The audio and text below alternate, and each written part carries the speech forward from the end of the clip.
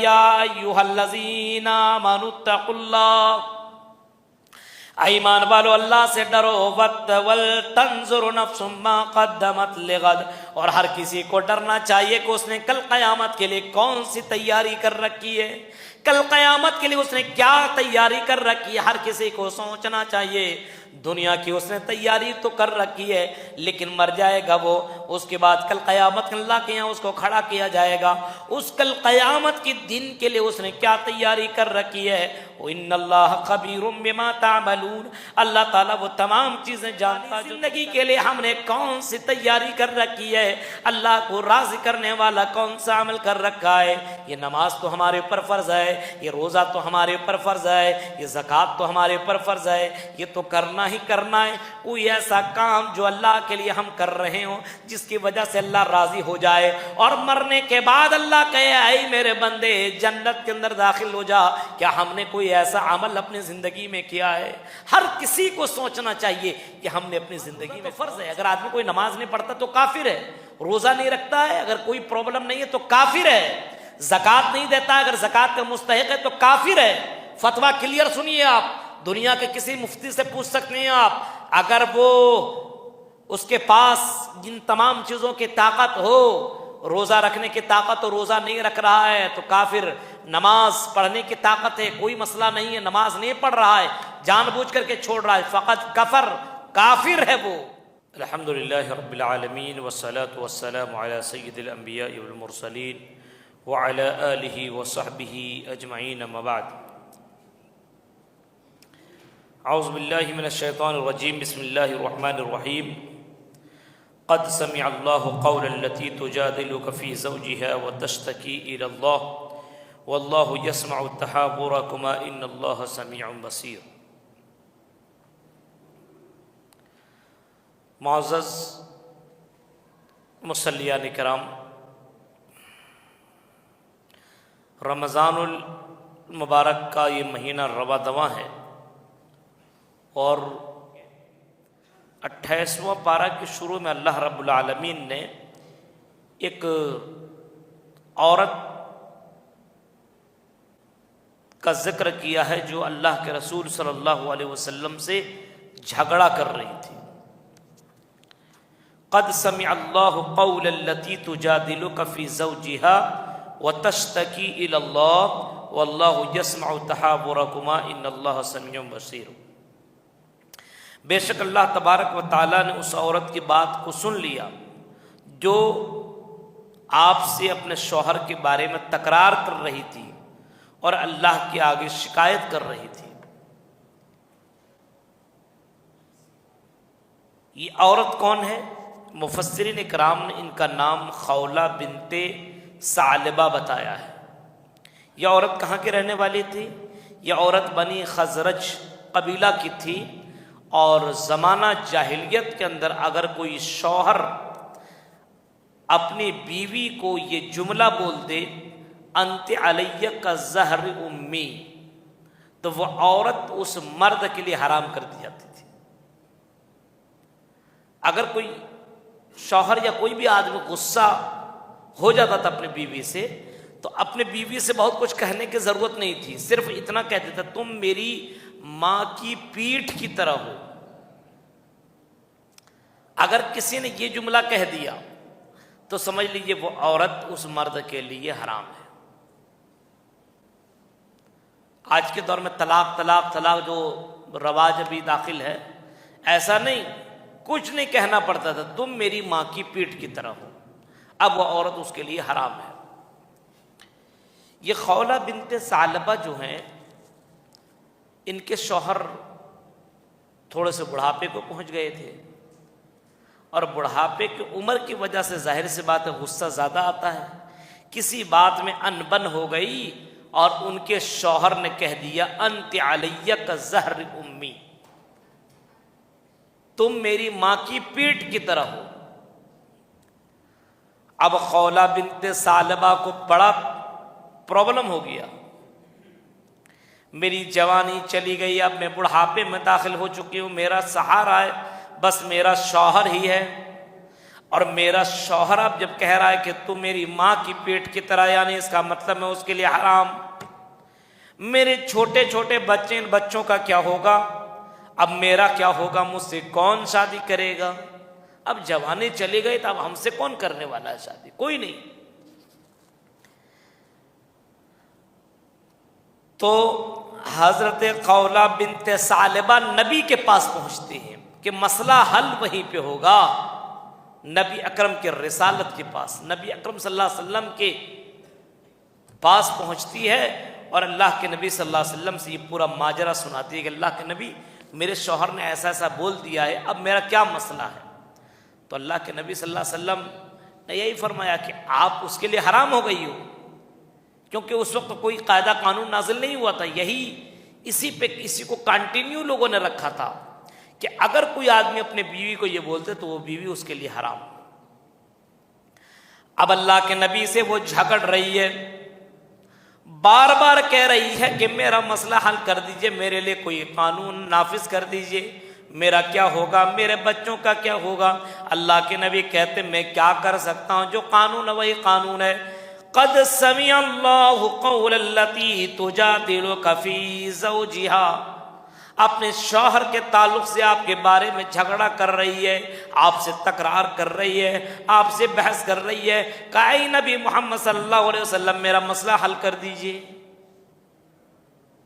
اور اللہ کے نبی صلی اللہ علیہ وسلم اسی پر برقرار ہیں، کیونکہ آپ کو اس مسئلے کا کوئی دوسرا مسئلہ حل نہیں ہے، آپ کو کوئی نیا قانون ابھی ملا نہیں ہے، اس وجہ سے اللہ کے نبی کچھ بول نہیں رہے ہیں. جب نبی اکرم صلی اللہ علیہ وسلم نے ان کے لیے دروازہ بند کر دیا، اب میں کچھ نہیں کر سکتا ہوں، اب میں کیا کروں؟ تمہارا معاملہ، تمہارے بچوں کا معاملہ، تمہارے شوہر کا معاملہ ہے، اب میں کیا کر سکتا ہوں؟ دروازہ بند کر لیا. یہ خولہ بنت ثعلبہ کی نظر بغل میں مسجد نبوی پر پڑی. کیا ہوا؟ نبی کا دروازہ بند ہو گیا تو کیا ہوا؟ اللہ کا دروازہ اپنے بندوں کے لیے بند نہیں ہوتا ہے. وہ عورت دوڑ کر کے مسجد نبوی جاتی ہے اور اللہ کی یہاں شکایت کرنے لگتی ہے، رو رو کر کے کہنے لگتی اللہ میرا معاملہ حل کر دے. اے اللہ، کوئی مرد اگر کسی عورت کو اگر غصے سے یہ جملہ بول دے تو اس کی زندگی تباہ ہو جاتی ہے. وَتَشْتَكِي إِلَى اللَّهِ، اے اللہ سے وہ شکایت کرنے لگی. وَاللَّهُ يَسْمَعُ تَحَاوُرَكُمَا، اللہ کہہ رہا ہے کہ اللہ تمہاری دونوں کی گفتگو کو اللہ سن رہا تھا. دونوں، اللہ یسمع تحاورکما، نبی اور اس عورت کی بات کو اللہ تبارک و تعالیٰ سن رہا ہے، دیکھ رہا ہے اچھا کیا کیا ہو رہا ہے. قرآن کی آیت نبی اکرم صلی اللہ علیہ وسلم کے اوپر اترنے لگی، وحی نازل ہونے لگی. ابھی یہ خولہ بنت ثعلبہ سجدے میں دعا کر رہی ہیں کہ اللہ میرا مسئلہ حل کر دے. اللہ اپنے بندے سے کتنا قریب ہے، کتنا قریب ہے کہ اللہ کے سامنے شکایت کر رہی ہے، اور اللہ رب العالمین اپنے نبی کے اوپر قرآن کی آیت اتار دیتا ہے. الذین یظاہرون منکم من نسائہم ما ہن امہاتہم ان امہاتہم الا اللائی ولدنہم وانہم لیقولون منکرا من القول وزورا وان اللہ لعفو غفور. قرآن کی آیت اتار دیا. اے نبی، تم میں سے جو لوگ اپنی بیویوں سے زہار کرتے ہیں، یعنی انہیں ماں کہہ کر کے بلاتے ہیں کہ تم میری ماں کی پیٹھ کی طرح ہو، دراصل ان کی مائیں نہیں بن سکتی ہیں. ان کی مائیں تو وہ ہیں جن کے بطن سے وہ پیدا ہوئے ہیں. حقیقت میں ماں وہ ہیں جن کے بطن سے پیدا ہوئے، جن کے بطن میں، جن کے پیٹ میں یہ 9 مہینہ تک رہے. کسی کے کہہ دینا سے کہ تم میری ماں کی طرح ہو، اس کی ماں نہیں ہو سکتی ہے، اس کی ماں نہیں ہو سکتی ہے. ہاں یہ جملہ اس نے غلط بولا ہے تو اس کی سزا ملنی چاہیے، پنشمنٹ ملنا چاہیے، اس کو اس کی سزا ملنی چاہیے. اس کی سزا یہ ہے کہ وہ ایک غلام کو آزاد کرے. سزا بتا دیا.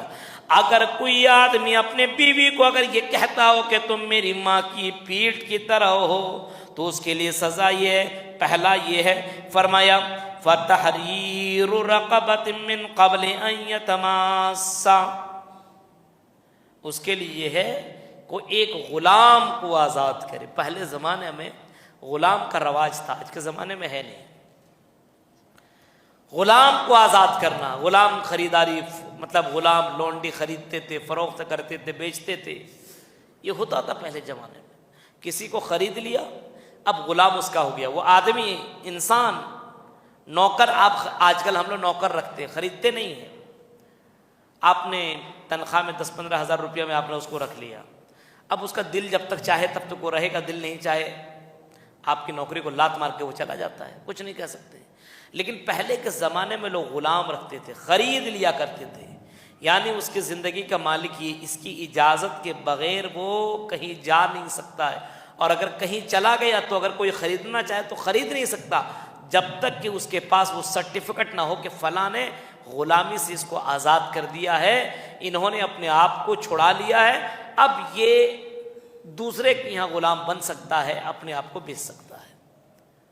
اور وہ غلام اس کے ماتحت میں رہتا تھا, جو بولتا تھا. یعنی کہ غلام اگر کماتا بھی ہو تو اس کمائی کا پیسہ, اس کی کمائی پر حق اس مالک کا ہوا کرتا تھا. اور ایک غلام آزاد کرنا بہت زیادہ نیکی کا کام تھا اس زمانے میں. حضرت ابو بکر صدیق رضی اللہ تعالیٰ عنہ کی سیرت پڑھیں گے تو حضرت ابو بکر صدیق نے کئی غلام آزاد کیے. حضرت بلال کی زندگی آپ پڑھیے, ان کے مالک سے کس نے آزاد کرا؟ حضرت ابو بکر صدیق رضی اللہ تعالیٰ عنہ. اتنا ستایا کرتا تھا اسلام لانے کی وجہ سے, حضرت ابو بکر صدیق نے کئی غلام آزاد کیے. حضرت عبد الرحمن ابن عوف کا بھی آپ نے منظر سنا. حضرت عبد الرحمن ابن عوف نے بھی کئی غلام آزاد کیے, یہاں تک کہ مرنے کے سمے جب آپ کا انتقال کا سمے آیا, آپ کے پاس کئی غلام تھے, آپ نے اپنے مرنے سے پہلے اپنے تمام غلام کو آزاد کر دیا. یہ ایک غلام کو آزاد کرنا بڑا ثواب مانا جاتا تھا اس زمانے میں. فرمایا اگر کوئی آدمی یہ کہہ دے کہ میری بیوی میری ماں کی پیٹھ کی طرح ہے تو اس کا کفارہ یہ ہے, اس کی سزا یہ ہے کہ اس کو ایک غلام کو آزاد کرنا ہوگا. یعنی ایک غلام خریدنا ہوگا اور اس غلام کو آپ کو آزاد کر دینا ہوگا. آپ کو غلام پھر رکھنا نہیں ہے. کسی کے انڈر میں کوئی غلام ہے, آپ نے اس کو خرید لیا, اب وہ غلام کتنے میں خرید سکتے ہیں؟ بڑا مہنگا ملتا تھا. مان لیجیے 1,00,000 روپیہ. آج کے زمانے میں کوئی گاڑی خرید لے اور پھر اس گاڑی کو ایسے ہی کسی کو دے دے. 1,00,000 روپے کی گاڑی ہو, ایک عام آدمی کے لیے خریدنا بڑا مشکل ہو جاتا ہے. اس کو خرید کر کے پھر اس کو اپنے لیے استعمال نہ کرے بلکہ اس کو بس آزاد کر دے, اس کو ایسی اللہ کے راہ میں دے دے, ختم, اس سے اس کا کوئی مطلب نہ ہو. ایسی غلام کو آزاد کرنا, پہلا قانون یہ نافذ ہوا کہ اگر کوئی آدمی غصے سے یا کیسی بھی حالت میں اپنے بیوی کو اگر یہ کہہ دے کہ تم میری ماں کی پیٹ کی طرح ہو, تو اس کی بیوی اس کے لیے تو حرام نہیں ہوگی, لیکن معاملہ یہ ہوگا کہ اس کے اوپر یہ کفارہ ہوگا. کفارہ کیا ہے؟ کہ ایک غلام آزاد کرنا ہوگا. اگر وہ غلام آزاد کرنے کی طاقت نہیں رکھتا ہے, فَمَن لَّمْ يَجِدْ فَصِيَامُ شَهْرَيْنِ مُتَتَابِعَيْنِ, تو پھر کانٹینیو 60 روزہ رکھے گا. ایک نہیں, 1 مہینہ رکھنے میں حالت خراب ہو جاتی ہے. اگر یہ جملہ بول دیا تو کانٹینیو کتنے دن تک روزہ رکھنا پڑے گا؟ 60 دن, 60 ڈیز, 2 مہینے لگاتار. اگر بیچ میں ایک چھوٹ گیا پھر شروع سے رکھی 60 دن, مطلب چھوٹنا نہیں چاہیے, کانٹینیو. اس کی سزا بتلائی گئی. اگر وہ کانٹینیو 60 روزہ نہیں رکھ سکتا ہے تو تیسرا آپشن یہ دیا, فَمَن لَّمْ يَسْتَطِعْ فَإِطْعَامُ 60 مِسْكِينًا, تو ان کو 60 مسکین کو کھانا کھلانا ہوگا. کتنے مسکین کو؟ 60 مسکین کو کھانا کھلانا ہوگا. ذَلِكَ لِتُؤْمِنُوا بِاللَّهِ وَرَسُولِهِ, اللہ اور اس کے رسول پر ایمان رکھنے والوں کے لیے یہ قانون ہے, جو اللہ اور اس کے رسول پر ایمان رکھتا ہو. اب یہ دیکھیے مسئلہ کیسا ہو گیا. قانون تو پہلے یہ تھا حرام, لیکن اب حرام نہیں, آپ نے یہ کام کیا تو یہ کفارہ, یہ سزا, یہ پنشمنٹ آپ کے لیے ہے. ایسی آج کے دور میں اگر روزے کی حالت میں کوئی اپنی بیوی سے مل لے, روزہ رکھا ہوا ہو اور اس کی بیوی ہے اور گھر میں ہے, اور اپنے بیوی سے ملاقات کر لے, اس کے لیے یہی سزا ہے. کانٹینیو 60 روزہ رکھنا پڑے گا یا 60 مسکین کو کھانا کھلانا پڑے گا. ایسا نہیں ہے کہ آپ گھر کے اندر اپنے بیوی سے ملاقات کر لی آپ کا گناہ معاف، ایسا نہیں ہے. 60 کانٹینیو روزے رکھنے پڑیں گے یا پھر مسکین کو کھانا کھلانا پڑے گا. خولا بنت ثعلبہ کہنے لگتی اللہ کے نبی میرا شوہر کیسے غلام کو آزاد کر سکتا ہے؟ میرا شوہر تو خود بہت ہی زیادہ غریب ہے، بہت ہی زیادہ غریب ہے، کسی دن کھانا بنتا کسی دن کھانا نہیں بنتا ہے. غلام آزاد کرنا اللہ کے نبی یہ ہمارے لیے تو امپاسبل ہے، ہو ہی نہیں سکتا ہے، نہیں کر سکتا ہے میرا شوہر یہ کام. تو اللہ کے نبی صلی اللہ علیہ وسلم نے کہا ٹھیک ہے، اگر غلام آزاد نہیں کر سکتا تو بولو 60 روزہ رکھنے کے لیے. بولا 60 روزہ؟ اتنا بوڑھا ہو گیا، ایک روزہ رکھنے میں حالت خراب، 2-3 روزہ رکھتے تو اس کی آنکھ کی بینائی چلی جاتی ہے، اب 60 روزہ رکھیں گے تو قبر میں چلا جائے گا. 60 روزہ کہاں رکھ پائیں گے؟ اللہ کے نبی کچھ رحم کیجیے، 60 روزہ نہیں رکھ سکتے.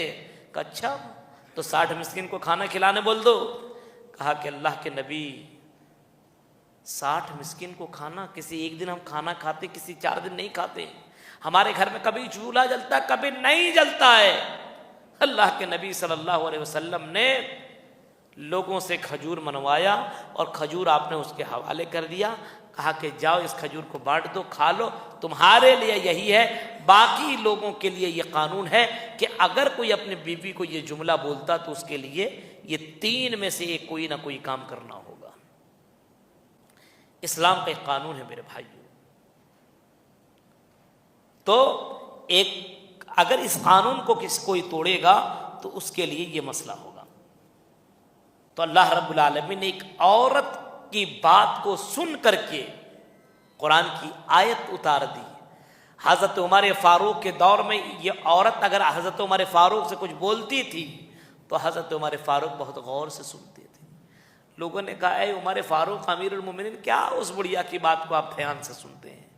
کہا کہ لوگوں اگر یہ بڑھیا مجھے دن بھر بولتی رہے تب بھی میں سنتا رہوں گا، کیونکہ اگر نبی نے ان کی جملے کو نہ سنا تو اللہ نے قرآن کی آیت اس کے حق میں اتار دی. اگر آج میں نہ سنا تو کیا پتہ اللہ تعالیٰ مجھ سے کہیں ناراض نہ ہو جائے. تو یہ عورت کی وجہ سے پوری کائنات کے آنے والی عورتوں کا مسئلہ ہی بدل دیا.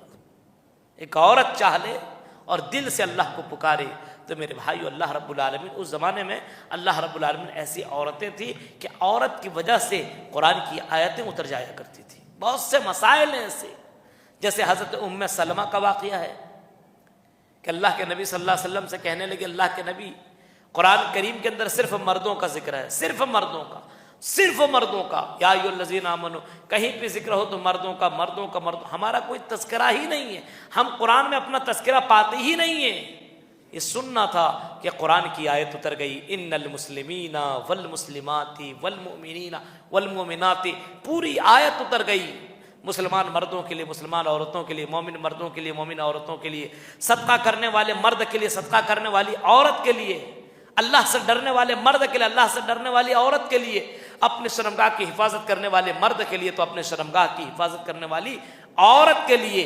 اور باقاعدہ ساری لسٹ بتانے کے بعد فرمایا اعد اللہ لہم مغفرۃ و اجرا عظیما. دونوں کے لیے اللہ رب العالمین نے بہترین اجر کا وعدہ کیا ہے. قرآن کی آیت اتر جاتی ایک عورت کی شکایت کرنے پر.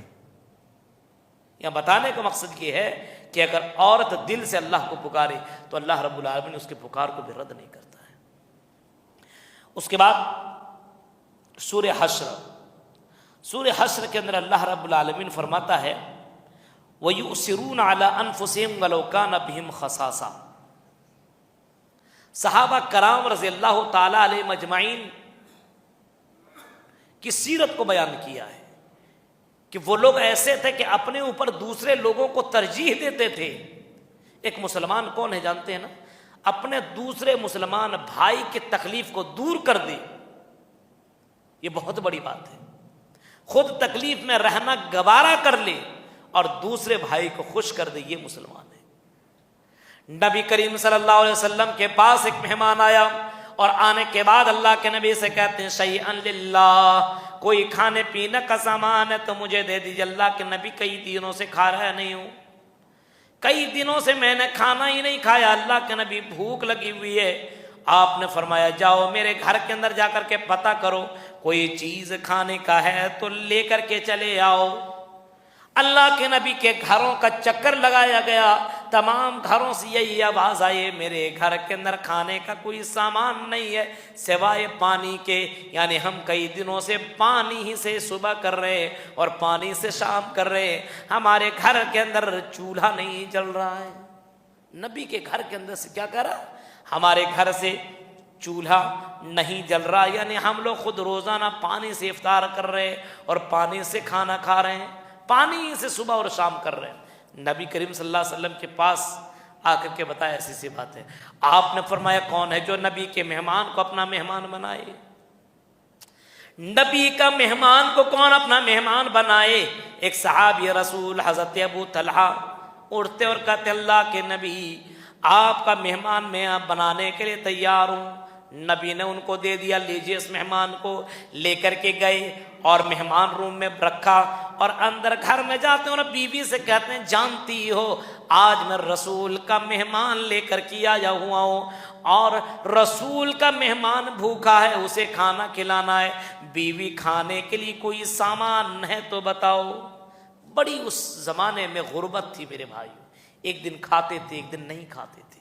آج کے زمانے میں اتنی اللہ رب العالمین نے فراوانی دے دی ہے کہ بیان نہیں کیا جا سکتا ہے۔ بیوی کہتی ہے شوہر گھر میں کھانے کا تو سامان نہیں ہے، بچوں کا کھانا ہے دوپہر کا، دوپہر میں نے بچوں کو کھلایا نہیں تھا، سلا دیا تھا بھوکے، اب ابھی میں اس وجہ سے اس کھانے کو بچا کر کے رکھی ہوئی تھی کہ رات میں بچے کو کھلا دیں گے، بچہ سو جائے گا، ہمارا کیا ہے ہم تو پانی پی کر کے ہم رہ لیں گے اللہ پر بھروسہ کر کے۔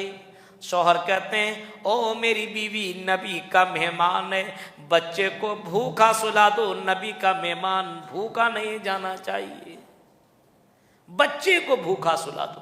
دوپہر میں بھوکا سلایا ہے، بیوی نے بھوکا سلا دی ہے، اور رات میں اس وجہ سے وہ کھانا رکھا ہوا تھا کہ کھانا بچوں کو کھلا دیں گے، دو چھوٹے چھوٹے بچے، کتنی بڑی قربانی۔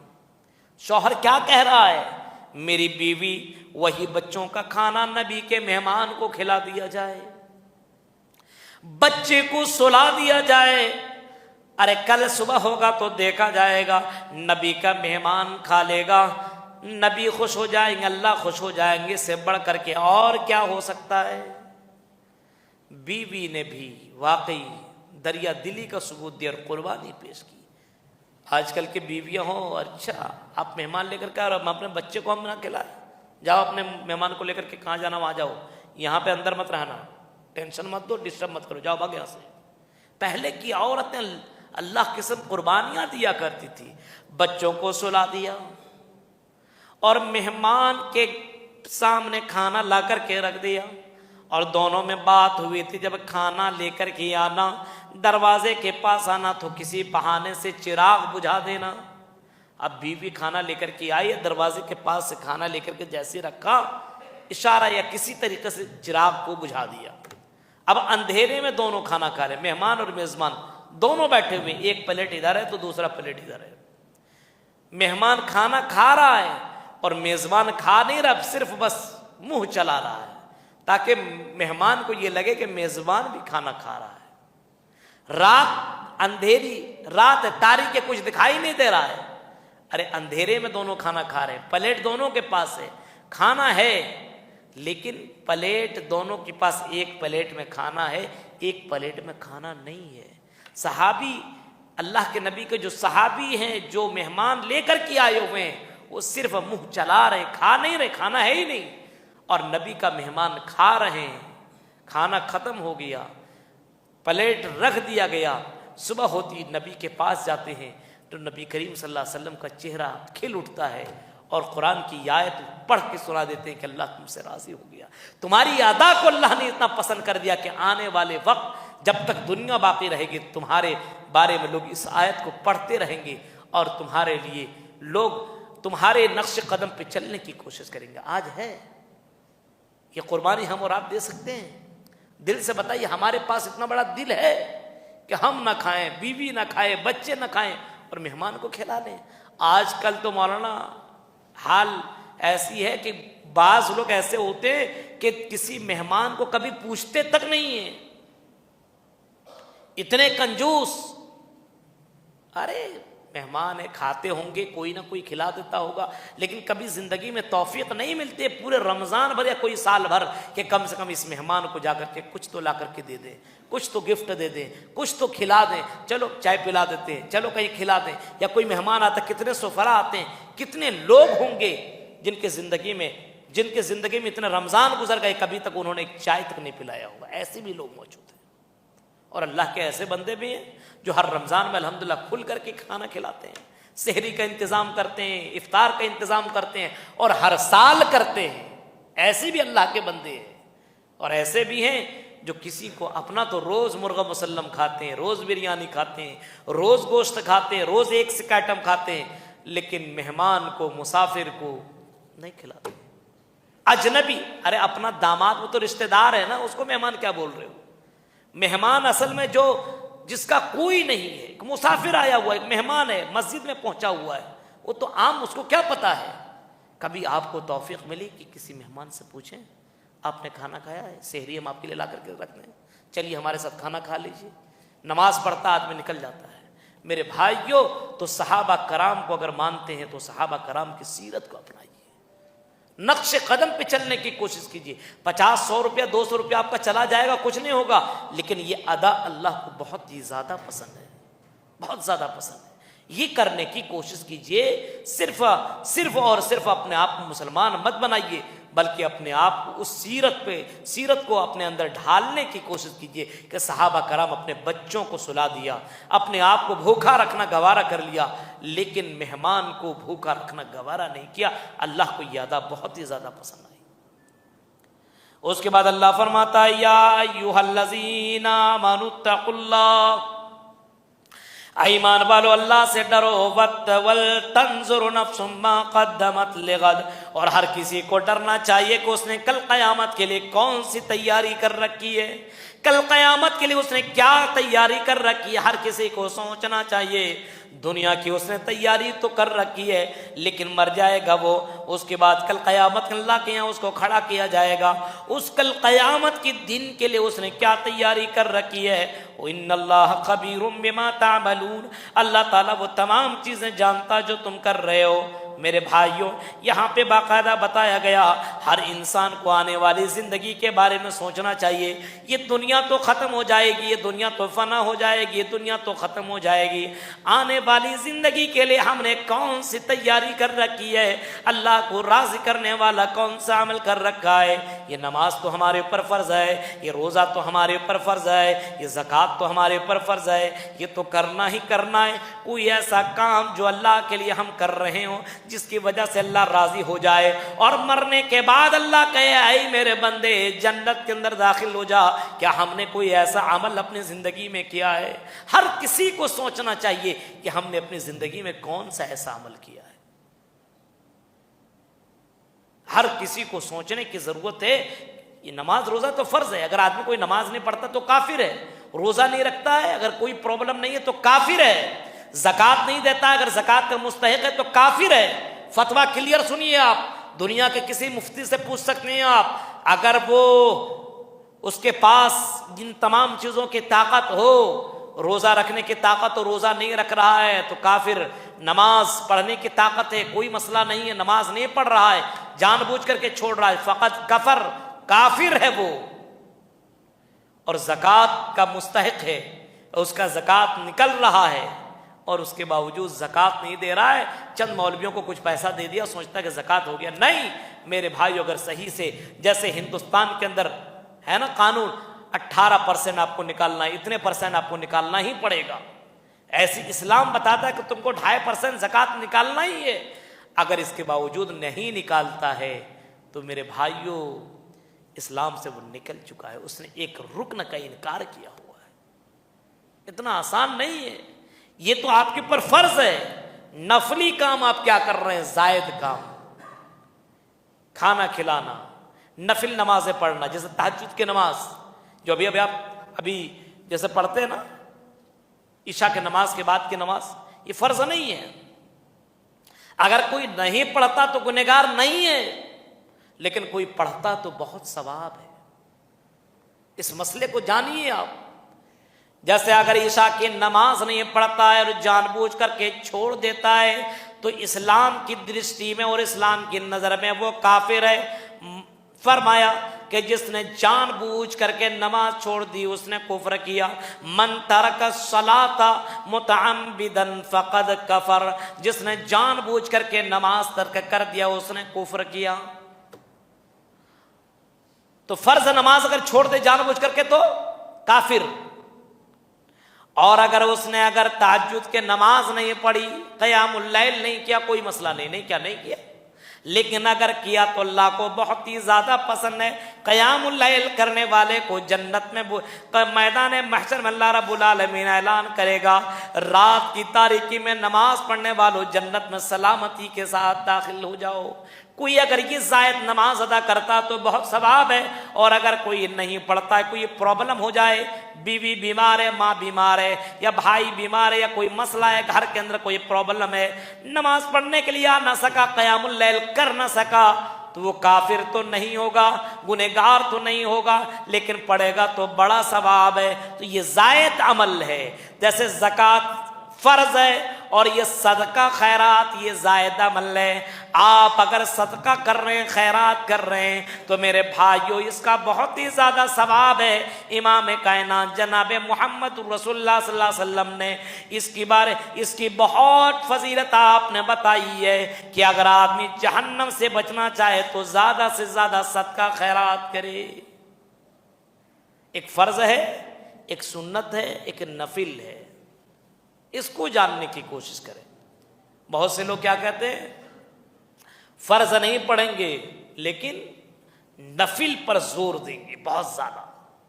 فرض کو بھول گیا اور نفل پر زیادہ زور دے دیا. جیسے کچھ لوگوں کو دیکھیے, جنازے کی نماز تو ہر حال میں پڑھیں گے. کیوں؟ ارے میرا رشتہ دار کا, نہیں جائیں گے تو کیا بھولے گا. جنازے کی نماز پڑھنا ہی پڑھنا ہے, اور وہ ظہر کی نماز نہیں پڑھا ہے, عصر کی نماز نہیں پڑھ رہا, مغرب عشاء فجر کی نماز, لیکن جنازے کی نماز میں پہنچ جا رہا ہے. وہ 5 وقت کی نماز نہیں پڑھ رہا ہے اور جنازے کی نماز میں شرکت کر رہا ہے. میرے بھائیو, فرض ہی نہیں پڑھا ہے تو یہ نماز پڑھ کر کیا فائدہ ہے. مین تو فرض ہے. ظہر کے بعد جنازے کی نماز ہے, پہنچ جائے گا قبرستان جنازے کی نماز پڑھنے کے لیے, لیکن ظہر کی نماز نہیں پڑھے گا. تو کچھ لوگ نفل کو اوپر درجہ دے دیے ہیں اور فرض کو نیچے کر دیے ہیں. میرے بھائیوں, وہی حال ہے آج کے اماموں کا مرتبہ رسولوں سے بڑھا دیا گیا ہے. رسول کا مرتبہ اماموں سے گھٹا دیا گیا ہے. اماموں کو لوگ مان لیتے رسول سے اوپر, اور رسول کی بات ارے چلے گا کبھی کرو, امام کی باتیں نہیں چھوڑ سکتے. میرے پیارے ساتھیوں, تو ہر کسی کو سوچنا چاہیے کہ اس نے آنے والی زندگی کل قیامت کے لیے کون سی تیاری کر رکھی ہے. اس کے بعد سورہ صف, اس آیت کریمہ کے اندر اللہ رب العالمین نے مومنین کو تجارت کرنے کا حکم دیا ہے. آئیے, آپ لوگ بزنس کرتے ہیں نا, ایک بزنس ہم آپ کو بتاتے ہیں. یا ایھا الذین آمنوا ھل ادلکم علی تجارۃ تنجیکم من عذاب الیم.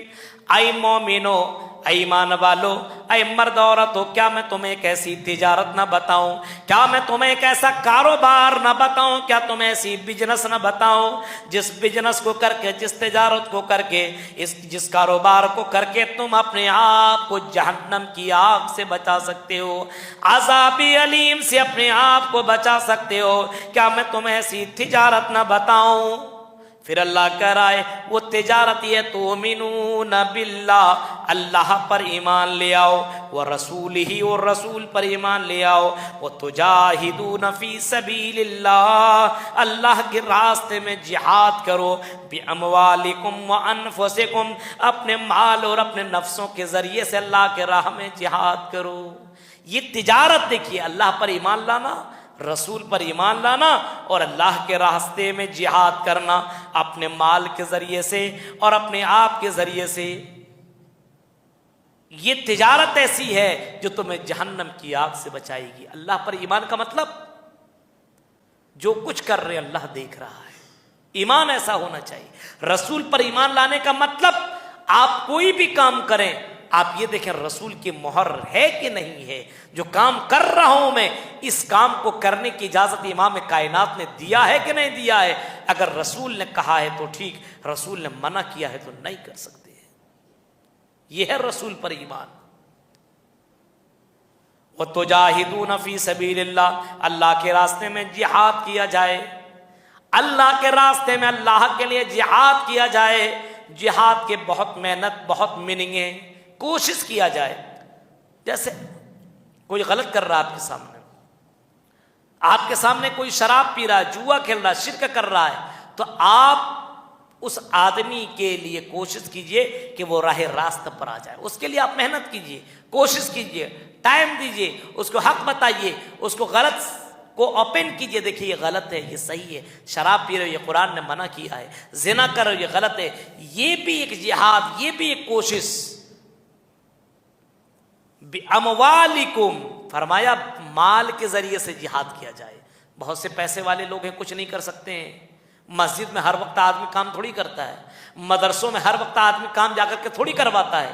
لیکن مدرسے کو زندہ کون رکھ رہا ہے, مدرسوں کو, مسجدوں کو کون زندہ رکھ رہا ہے؟ بہت سے پیسے والے ہیں, اللہ نے جس کو نوازا ہے. چلو بھائی میں نہیں جا پا رہا ہوں, میں نے پیسہ لگا دیا, 2 لاکھ دے دیا, 1 لاکھ دے دیا, 10 لاکھ دے دیا, چلیے مسجد بنائیے آپ.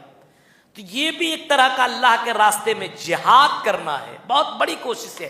مسجد ہے تب عبادت. اللہ کے نبی صلی اللہ علیہ وسلم مکہ سے مدینہ تشریف لے گئے تو سب سے پہلا آپ نے کام کیا مسجد بنانا. یہ بھی ایک بہت بڑا. مال سے جہاد, مال نہیں نکلتا ہے, ہر کوئی نہیں نکال سکتا, اتنا بڑا دل نہیں ہے میرے بھائی. صحابہ کرام کی زندگی پڑھیں, اللہ کی قسم جا رہے لیکن کہہ رہے ہیں میں اپنے ساتھ کچھ لے کر کے نہیں جا رہا ہوں, میں نے اپنا سارا مال اللہ کے راہ میں خرچ کر دیا ہے. مال کو اللہ کے راہ میں لگا دینا, مسجد کے لیے وقف کر دینا, مدرسوں کے لیے, دین کی اشاعت اور تبلیغ کے لیے, علماء کو مضبوط کرنے کے لیے اپنے پیسے کو خرچ کر دینا, یہ بھی ایک بہت بڑا جہاد ہے. اور اپنے نفس کو, جیسے آپ کا دل کر رہا گھر میں رہنے کا, اتنی رات کو آپ پہنچے ہوئے مسجد, یہ بھی ایک بہت بڑا جہاد ہے میرے بھائی. ہر کسی کا دل کرتا ہے رات کی آدمی فجر کے وقت مسجد میں آ جائے, نہیں ہو سکتا ہے. لیکن رمضان میں پہنچ رہا, رمضان کے بعد کوئی آدمی یہ جہاد کر رہا, تو یہ بھی بہت بڑا جہاد ہے. یہ ایسا جہاد ہے اور ایک ایسا کام ہے جس کی وجہ سے اللہ رب العالمین عذاب علیم سے بچائے گا. فرمایا یغفر لکم ذنوبکم, اللہ تمہارے گناہوں کو معاف کر دے گا. ویدخلکم جنات تجری من تحتها الانہار, اور اللہ رب العالمین تمہیں ایسی جنت کے اندر داخل کرے گا جس کے نیچے نہریں ہوں گی. ومساکن طیبۃ, اور تمہیں سکون والا گھر دے گا. فی جنات عدن, ہمیش کی والی جنت عطا کرے گا. ذالک الفوز العظیم, یہ بہت بڑی کامیابی ہے, بہت بڑی کامیابی ہے. تو اللہ نے ایک تجارت کیا بتلائی, اللہ نے بتلایا کہ اللہ پر ایمان لاؤ, رسول پر ایمان لاؤ, اللہ کے راستے میں جہاد کرو, مال کے ذریعے سے اور اپنی ذات کے ذریعے سے اللہ کے راہ میں جہاد کرو. یہ کرنے سے اللہ رب العالمین تمہارے گناہ بخش دے گا, تم کو معاف کر دے گا اور جنت کے اندر داخل کرے گا. اس کے بعد سورہ منافقون, سورہ منافقون میں اللہ رب العالمین کیا فرماتا ہے, یا ایھا الذین آمنوا لا تلھکم اموالکم ولا اولادکم عن ذکر اللہ. اے مومنو, کہیں تمہیں تمہاری اولاد, کہیں تمہارے مال, تمہاری اولاد اللہ کے ذکر سے, اللہ کی عبادت سے کہیں تمہیں دور نہ کر دے, کہیں تمہیں غافل نہ کر دے, کہیں تمہیں دور نہ کر دے. بہت سے لوگ مال کی گرفت میں آ کر کے اللہ کو بھول جاتا ہے, اولاد کی محبت میں اللہ کو بھول جاتا ہے. اللہ کہہ رہا ہے, وارننگ دے رہا ہے, آئے میرے بندو, مال کے چکر میں کہیں اللہ کو بھول نہ جاؤ, اولاد کی چکر میں, اولاد کی محبت میں کہیں اللہ کو بھول نہ جاؤ. اگر تم نے ایسا کیا تو تم خسارے اٹھانے والوں میں سے ہو جاؤ گے. پھر اللہ کہہ رہا ہے, آئے مالدارو سنو, تم اپنے پیسوں سے محبت کرتے ہو, اپنی دولت سے محبت کرتے ہو. وَأَنفِقُوا مِمَّا رَزَقْنَاكُم مِّن قَبْلِ أَن يَأْتِيَ أَحَدَكُمُ الْمَوْتُ, موت کی آنے سے پہلے اپنے مال کو اللہ کے راہ میں خرچ کر لو.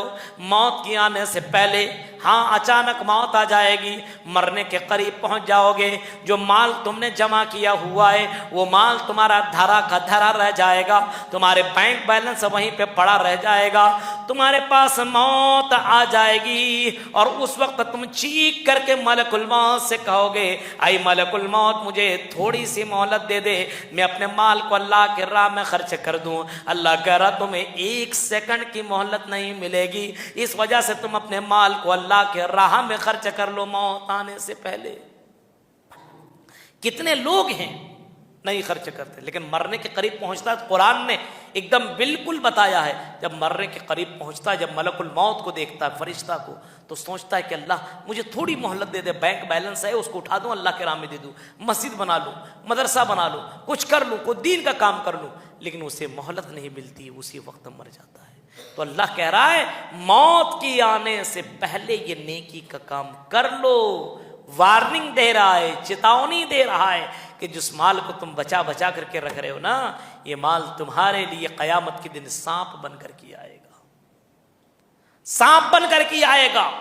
امام کائنات فرماتے ہیں کہ قیامت کے دن میدان محشر میں ایک آدمی دوڑے گا، بھاگے گا، اور جب لوگ دیکھیں گے کیوں بھاگ رہا ہے تو دیکھا جائے گا کہ اس کے پیچھے ایک زہریلا اور ایک کالا سانپ اس کا پیچھا کر رہا ہوگا، جہاں جہاں آدمی جائے گا وہاں وہاں وہ سانپ جائے گا، یہ آدمی رک جائے گا اور دوڑ دوڑ کر کے تھک جائے گا، وہ سانپ اسے پکڑ لے گا اور اپنے گرفت میں لے لے گا اور اس کے قبضے میں لے لے گا اور اس کے منہ کے سامنے آ کر کے ڈنک مارنا لگے گا۔ یہ آدمی چیخ کر کے کہے گا کون ہو تم، مجھے کیوں پریشان کر رہے ہو اور مجھے ڈنک کیوں مار رہے ہو؟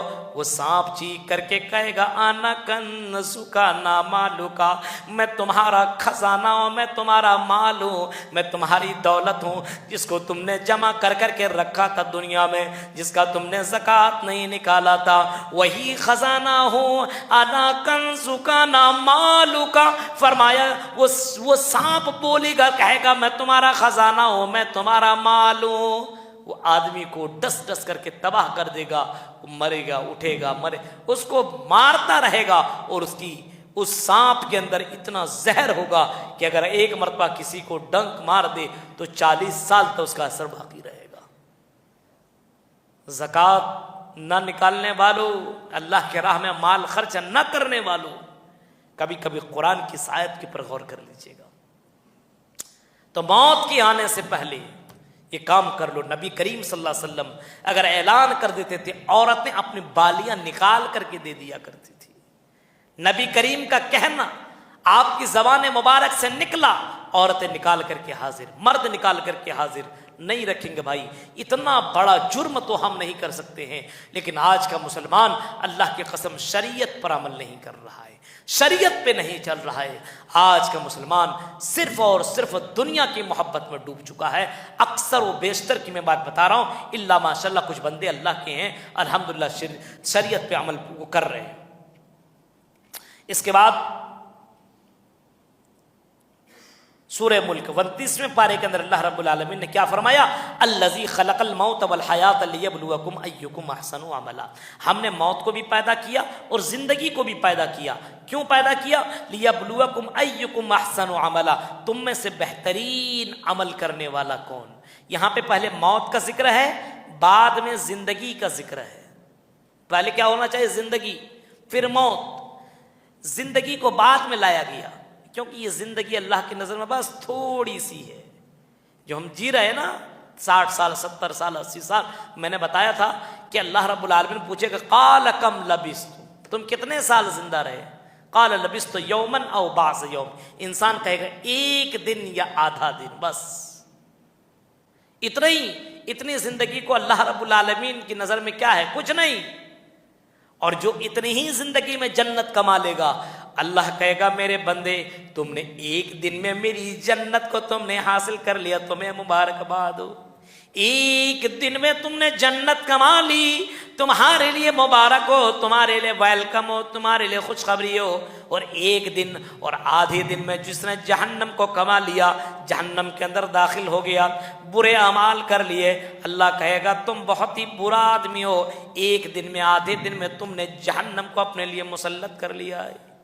ایک دن اور آدھا دن کی تو زندگی ہے میرے بھائیو، اور جہنم کو حیا آنے والی زندگی، جو موت مرنے کے بعد کی جو زندگی ہے وہی تو زندگی، اوریجنل زندگی، یہ تو ایک امتحان گاہ والی زندگی ہے۔ اللہ دیکھنا چاہتا ہے کون بہترین عمل کرنے والا ہے۔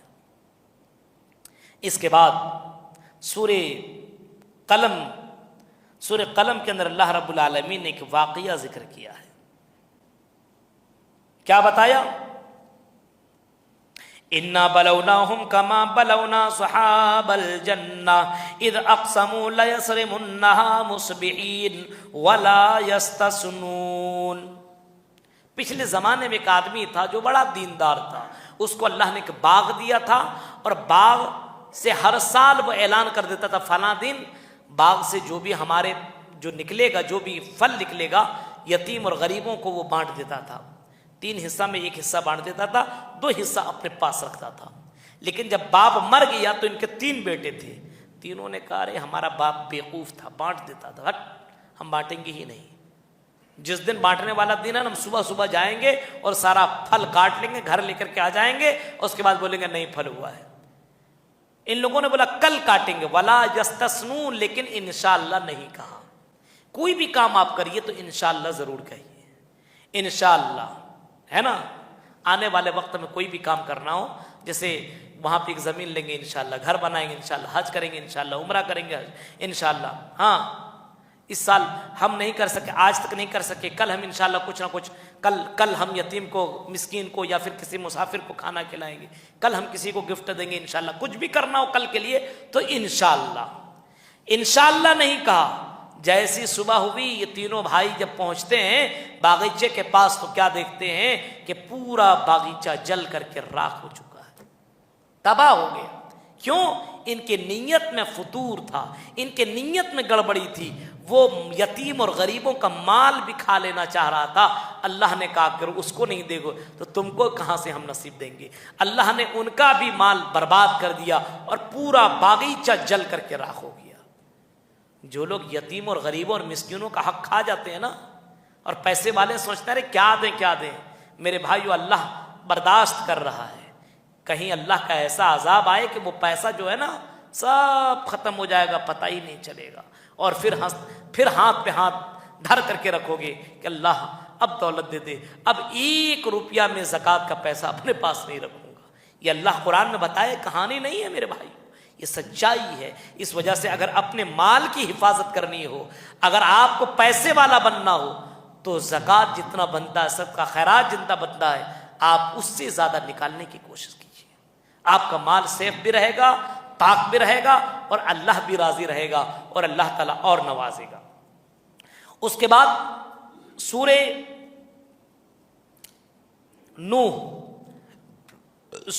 کے اندر حضرت نوح علیہ السلام کا واقعہ آپ نے سنائی ہے کہ 950 سال تک انہوں نے دعوت و تبلیغ کا کام کیا۔ کتنے لوگ مسلمان ہوئے، اسلام لایا؟ صرف 70 یا 71 لوگ، بس 950 سال میں۔ وہ کیا کہتے تھے؟ فَقُلْ تَسْتَغْفِرُوا رَبَّكُمْ، اے لوگوں اپنے رب سے استغفار کرو، توبہ کرو، معافی مانگو۔ انہو کان غفارا، پروردگار تو غفار ہے، معاف کر دینے والا ہے، غفور الرحیم ہے۔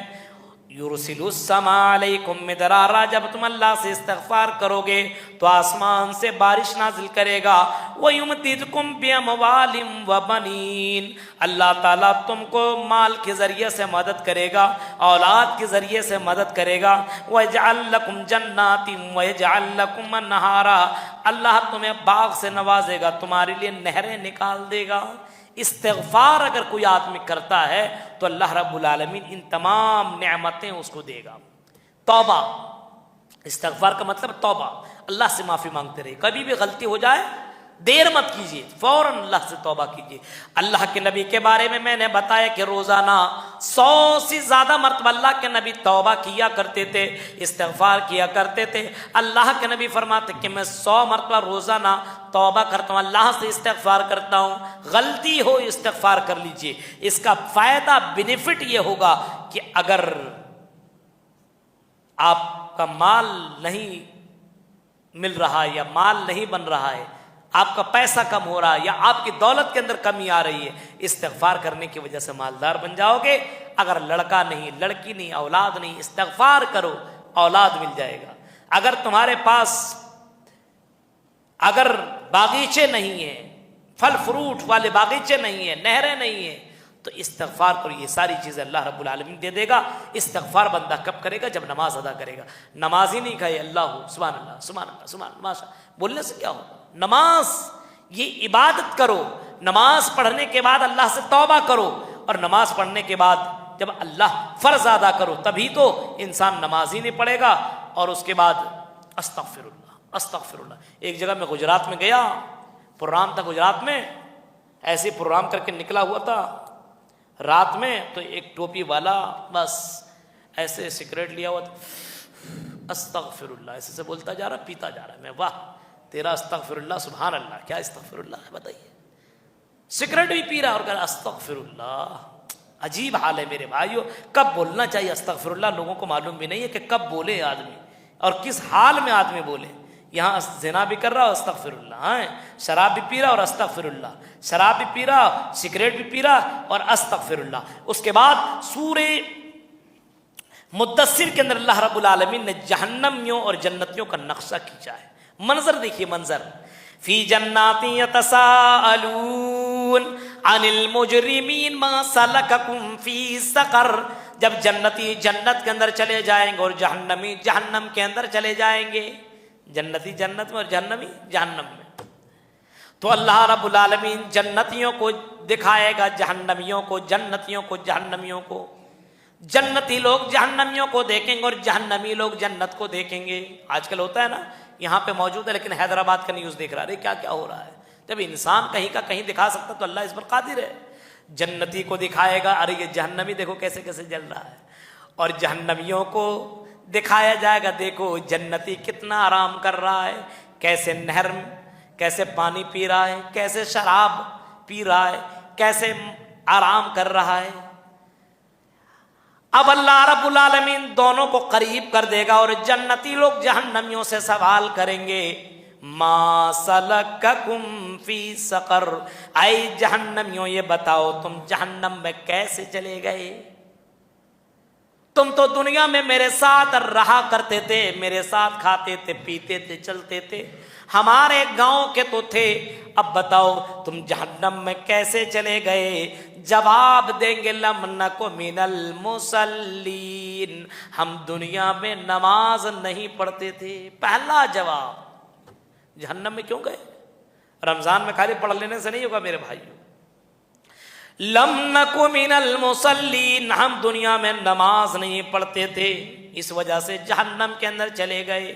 ہم تو بہت بولتے تھے، فتوے بہت دیا کرتے تھے، ایک سے ایک بھاشن کرتے تھے، ہم دن دن بھر گپیں مارا کرتے تھے، لیکن نماز نہیں ادا کرتے تھے، جس کی وجہ سے ہم جہنم کے اندر چلے گئے۔ وَلَمْ نَكُ نُطْعِمُ الْمِسْكِينَ، ہم کھانا تو خود کھایا کرتے تھے، ہم اپنے دوستوں کو یاروں کو کھلایا کرتے تھے، بڑے بڑے پارٹیاں کیا کرتے تھے، ہم کئی لوگوں کو کھانا کھلا دیا کرتے تھے، لیکن یتیم اور مسکین کو ہم نے کھانا نہیں کھلایا۔ یتیم اور مسکین کا سنتے تھے، فلاں یتیم بچہ پڑھ رہا ہے، فلاں یتیم بچہ کے لیے ضرورت ہے، چھوڑو یار، ہٹاؤ، ختم کرو، یہ کون ٹینشن پالے۔ یتیم اور مسکینوں کو ہم نے کبھی کھانا نہیں کھلایا، کبھی ان کا بندوبست نہیں کیا، کبھی ہم نے اس طرف دھیان تک نہیں دیا، اس وجہ سے جہنم میں چلے آئے۔ وَكُنَّا نَخُوضُ مَعَ الْخَائِضِينَ، ہم گپ کرنے والوں کے ساتھ گپ کیا کرتے تھے، بس لگے رہتے تھے، چوراہے میں بیٹھ جاتے تھے، بس اس کے بارے میں، اس کے بارے میں، اس کے بارے میں، اس کے بارے میں۔ وَكُنَّا نُكَذِّبُ بِيَوْمِ الدِّينِ، اور ہم قیامت کے دن کو جھٹلایا کرتے تھے کہ قیامت ویامت نہیں آئے گی، سب یہ سب بیکار ہے۔ حَتَّى أَتَانَا الْيَقِينُ، یہاں تک کہ موت آ گئی، یہاں تک کہ ہم مر گئے، اس وجہ سے ہم جہنم کے اندر چلے آئے۔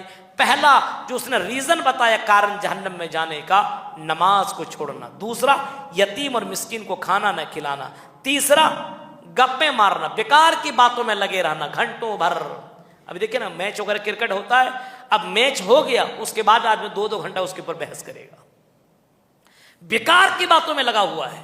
ارے میرے بھائی یہ جہنم میں جانے کا ایک ریزن ہے.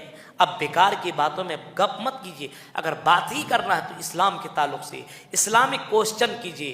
جو جانکاری نہ اس کے بارے میں آپ سوال جواب کیجیے, اس کے بارے میں بات چیت کیجیے. گھر میں بیوی سے آپ بات کیجیے تو دینی مسائل کے تعلق سے بات چیت کیجیے. آپ اپنے بیوی سے کچھ سنیے, آپ کی بیوی آپ سے کچھ سنے. دینی ماحول گھر کے اندر پیدا کرنے کی کوشش کیجیے. بیکار کی باتوں میں ٹائم برباد مت کیجیے. اس کے بعد اللہ رب العالمین نے 30ویں پارے کے اندر جو منظر کھینچا ہے اس کو دیکھیے. جب بندے کو داہنے ہاتھ میں نامہ اعمال دے دیا جائے گا اور بائیں ہاتھ میں نامہ اعمال دے دیا جائے گا. جس کو بائیں ہاتھ میں نامہ اعمال دے دیا جائے گا وَيَوْمَ يَنظُرُ الْمَرْءُ مَا قَدَّمَتْ يَدَاهُ وَيَقُولُ الْكَافِرُ يَا لَيْتَنِي كُنْتُ تُرَابًا. وہ کہے گا کہ کاش کہ مجھے نامہ اعمال نہ ملا ہوتا, میں مٹی میں مل گیا ہوتا, میرا حساب نہ ہوا ہوتا تو بہتر ہوتا, حساب ہی نہ ہوتا. حضرت ابو بکر صدیق کہا کرتے تھے کاش کہ میں کوئی پرندہ ہوتا, مر جاتا, سڑ جاتا, گل جاتا, میرا حساب و کتاب نہ ہوتا. حساب و کتاب انسان کا ہو جائے بچے, ہمارا اور آپ کا حساب و کتاب اللہ تو سب جان رہا ہے نا. اوپن, سب کچھ اوپن کر دے گا قیامت کے دن. یوم یعرض المجرمین, اللہ رب العالمین فرماتا کہ قیامت کے دن اس کے تمام اعمال کو اوپن کر دیا جائے گا. ارے یہ ڈھکوسلا کر رہا تھا, بس کرتا پاجامہ ٹوپی لگا لیا تھا, لیکن اتنا بڑا شیطان تھا. یہ تو پردے میں چلا کرتی تھی, پردے کے پیچھے اتنی بڑی شیطانی.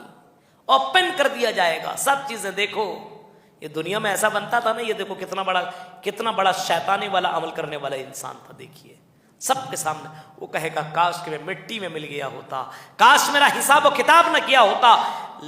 کانت القاضیہ ما اغنی عنی مالیہ, میرے مال نے مجھے کچھ بھی فائدہ نہیں پہنچایا. کاش کہ میری موت ہی فیصلہ کر دیتی, مجھ کو دوبارہ جیوت نہ کیا جاتا. میرے بھائیو تو افسوس کرنے سے کوئی فائدہ نہیں ہوگا. اس کے بعد اللہ رب العالمین فرماتا ہے سورہ عبس کے اندر یوم یفر المرء من اخیہ و امہ و ابیہ و صاحبتہ و بنیہ. قیامت کے دن بھائی بھائی سے بھاگے گا, ماں بیٹی سے بھاگے گی, بیٹی ماں سے بھاگے گی, باپ بیٹے سے بھاگے گا. کوئی کسی کا ذرہ برابر فائدہ پہنچانے والا نہ ہوگا. کیوں بھاگے گا؟ کہیں بیٹا مجھ سے نیکیاں نہ مانگ لے, کہیں میری بیٹی مجھ سے نیکی طلب نہ کر لے. اس وجہ سے ایک دوسرے سے بھاگے گا. تم اپنا سمجھو, ہم اپنا سمجھیں. میرے بھائی اس دن کے بارے میں سوچو جس دن کوئی کسی کا کام آنے والا نہیں ہے. اس دن کے لیے تیاری کرو, اس دن کے لیے تیاری کرو.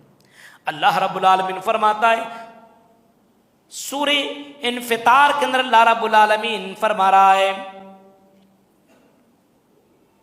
یا ایھا الانسان ما غرک بربک الکریم. اے انسان, کس چیز نے تمہیں اپنے رب کے بارے میں دھوکے میں ڈال رکھا ہے؟ الذی خلقک فسواک فعدلک فی ای صورۃ ما شاء رکبک کلا بل تکذبون بالدین وان علیکم لحافظین کراما کاتبین. اللہ کہتا ہے میرے بندو, ہم نے تمہارے اوپر 2 محافظ متعین کر رکھے ہیں, کراما کاتبین رکھے ہیں, یعلمون ما تفعلون, جو تم کرتے ہو اس کو وہ لکھ لیا کرتے ہیں. ان الابرار لفی نعیم, بے شک نیکوکار نعمتوں میں ہوں گے. وَإِنَّ الْفُجَّارَ, اور گنہگار جہنم میں ہوں گے. نیک لوگ ہوں گے وہ جنت میں جائیں گے, اور جو برے لوگ ہوں گے وہ جہنم کے اندر جائیں گے. 2 ہی تو جگہ ہوگی, ایک تو جنت ہے, ایک تو جہنم. میرے بھائیوں, تو اللہ رب العالمین نے قرآن کریم کے اندر کئی جگہوں پہ اس طریقے کی باتیں کہی ہے. اس کے بعد اصحاب الاخدود کا واقعہ بیان کیا گیا ہے. قتل اصحاب الاخدود. اب سورہ بروج پڑھیں گے تو اس کے اندر اصحاب الاخدود کا واقعہ تفصیل کے ساتھ لکھا ہے. میں اس کی گہرائی میں جانا نہیں چاہ رہا ہوں, صرف اتنا بتا رہا ہوں کہ ایک زمانہ تھا, ایک بہت بڑا بادشاہ تھا, اس نے ایک جادوگر رکھا ہوا تھا, بڑا جادوگر تھا. جب وہ مرنے کے قریب پہنچا, بادشاہ سے کہتا مجھے ایک ذہین لڑکا دے دیجیے, ایک دم بالکل ہوشیار, میں اپنا جادو اسے سکھا دوں گا. بادشاہ نے دے دیا ایک لڑکا کو. یہ لڑکا جادو سیکھنے کے لیے جاتا تھا. بیچ راستے میں ایک راہب ملتا تھا جو دین کا جانکار تھا, اور اس سے بھی وہ سیکھنے لگا, اس سے بھی سیکھنے لگا. یعنی بیچ میں ایک مولوی صاحب رہتے تھے, ان سے بھی سیکھنے لگا. اس نے مولانا صاحب سے سیکھ لیا اور ایمان لے آیا. اب جادوگر سے سیکھ رہا تھا لیکن وہاں نہیں جاتا تھا, یہیں پہ رہتا تھا. آخرکار اللہ رب العالمین نے اس بچے کے اندر کرامت ڈال دیا. یہ اندھوں کو بھی ٹھیک کرنے لگا, لولہوں کو بھی ٹھیک کرنے لگا, کوڑھیا پن والوں کو بھی ٹھیک کرنے لگا, یہاں تک کہ رب کی طرف دعوت دینے لگا. اب بادشاہ پریشان ہوا, ارے ہمارا ہی آدمی اور ہمارے ہی خلاف. بچے کو مارنے کا آرڈر دے دیا, مارو. سمندر میں لے گیا, پھینکنے کی کوشش کیا تو کشتی میں جتنے لوگ تو سب ڈوب کے مر گئے, یہ بچہ واپس آ گئے. پہاڑ میں لے کر کے گیا کہ چلو اوپر سے پھینک دینا. پہاڑ میں 10 لوگ لے کر کے گئے, اوپر میں پہاڑ میں جانے کے بعد پہاڑ ہی ہلنے لگا, سب لوگ گر کے مر گئے. وہ بچہ پھر واپس چلا آیا. بادشاہ کہتا یہ مرتا کیوں نہیں ہے؟ بچہ بولنے لگا اگر مجھے مارنا ہے تو میں جیسا بولوں گا ویسا کر کے مارو تو میں مر جاؤں گا. بادشاہ بولتا کیسے؟ بولے جتنے لوگ ہیں سب کو پہلے جمع کیجیے. تو سب کو جمع کیا گیا. اس کے بعد کہا کہ اب کیا کرنا پڑے گا؟ بولا تیر لو اور تیر اور مجھے لٹکا دو, اور تیر جب میرے اوپر مارو تو پھر بولنا بسم اللہ, بسم اللہ رب الغلام, اس غلام کے رب کے نام سے میں اسے مار رہا ہوں, تب میں مر جاؤں گا. اللہ کا نام لے کر کے مجھے مارو گے تو میں مر جاؤں گا. سارے لوگوں کے بیچ میں اللہ کا نام لے کر کے تیر چلایا, بچے کے سینے پہ لگا اور بچہ مر گیا. سارے لوگوں نے کہا کہ یہ اللہ کا نام لے رہا, اللہ سب زندگی کا مالک, موت کا مالک, مار ہی نہیں پا رہا ہے, یہ اگر مار سکتا تھا پہلے مار سکتا تھا. سب لوگوں نے ایمان لے آیا. اس بادشاہ کو غصہ آیا, اس نے کیا کہ بڑا بڑا گڈھا کھدوایا, آگ لگانے کا حکم دیا, آگ جلایا گیا. اسی آگ کے اندر تمام لوگوں کو ایک ایک کر کے جن لوگوں نے ایمان لایا تو اس کے اندر ڈال دیا. اور یہ اگل بغل میں بیٹھ کر کے منظر دیکھ رہے تھے, ہنس رہے تھے. اسی کا منظر کھینچا ہے قتل اصحاب الاخدود النار ذات الوقود.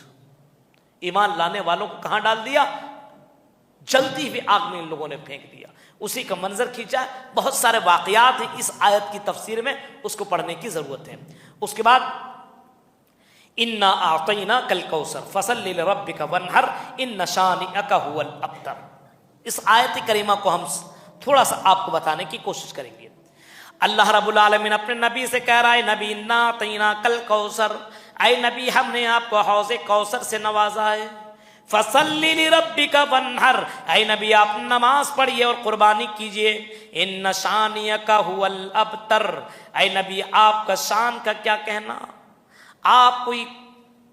آپ کا شان اتنا ہے کہ آپ کے چلے جانے کے بعد بھی آپ کا نام لیا جائے گا.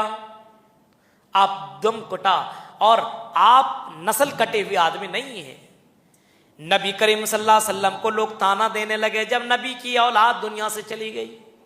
آپ کو اللہ تبارک و تعالیٰ نے بیٹے سے نوازا, بیٹا بھی انتقال کر گیا, عبداللہ کا بھی انتقال ہو گیا, ابراہیم کا انتقال ہو گیا, قاسم کا انتقال ہو گیا, ابراہیم کا انتقال ہو گیا. جب ان بچوں کا انتقال ہوا تو لوگوں نے کہا کہ نبی کی نسل, نبی کا وارث اب کون ہے؟ سب لوگ تو مر چکے ہیں. مکہ والے کا مذاق اڑانے لگے. نبی اکرم صلی اللہ علیہ وسلم غمگین ہو گئے. ان کی اپنی چچی ام جمیل جن کو کہا جاتا ہے ابو لہب کی بیوی, یہ بھی مذاق اڑانے لگی اور ہنسنے لگی, لوگوں میں کہنے لگی, تانا مارنے لگی. اللہ کو برداشت نہ ہوا اور اللہ رب العالمین اپنے نبی کے اوپر قرآن کی آیت اتار دیا انا اعطیناک الکوثر. اے نبی آپ غمگین کیوں تھے؟ ہم نے آپ کو کوثر سے نوازا ہے. کوثر, حوض کوثر جانتے ہیں؟ قیامت کے دن آدمی کو اللہ کے نبی صلی اللہ علیہ وسلم حوض کوثر کا پانی پلائیں گے. حوض کوثر میں بیٹھیں گے اور حوض کوثر کا پانی پلائیں گے.